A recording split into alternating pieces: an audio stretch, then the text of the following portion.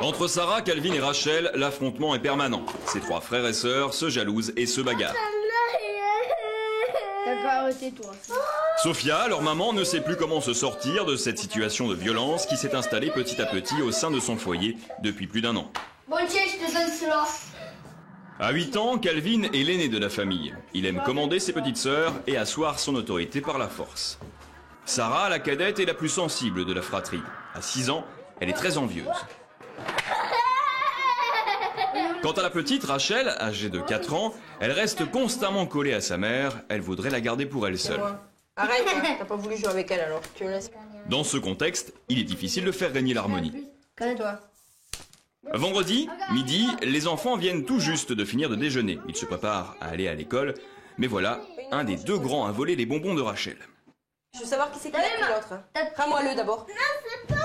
Je veux savoir qui c'est qui l'a pris. Non, c'est pas moi. Regarde-la.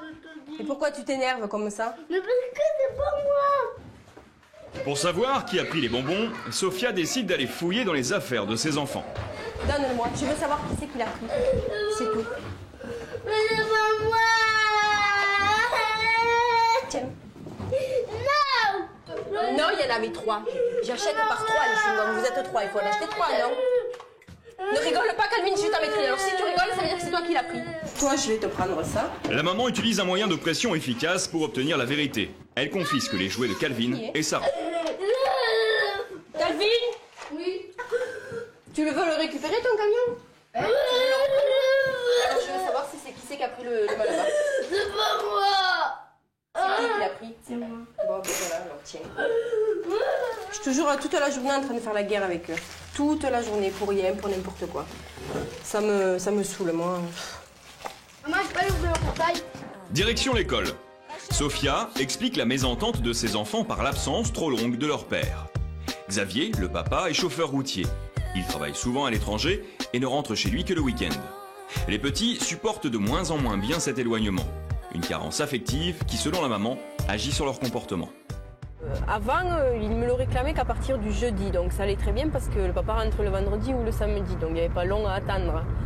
Mais le fait qu'ils grandissent, ils comprennent de plus en plus. Et maintenant, ils me le réclament à partir du mardi déjà, alors qu'il est parti que le lundi. Alors c'est long déjà pour eux.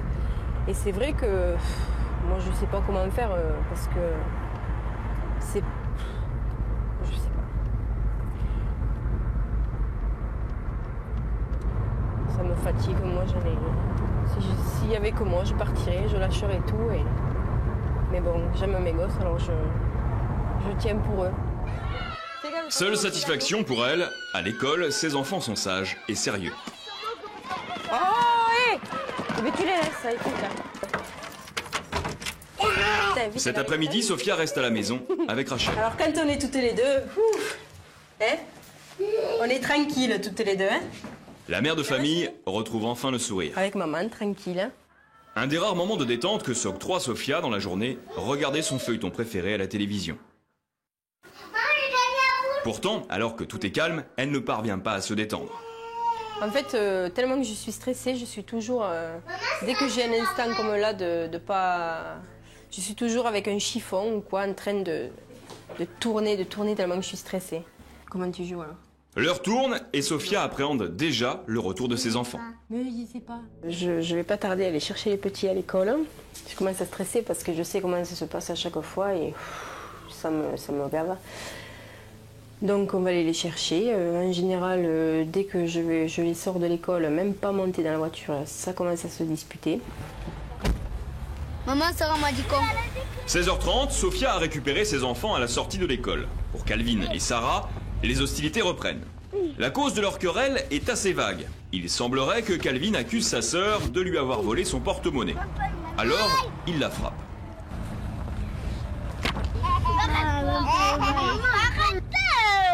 Maman, elle lui a fait mal à la bouche à Rachel. Hey. Toi, t'as pas mal à la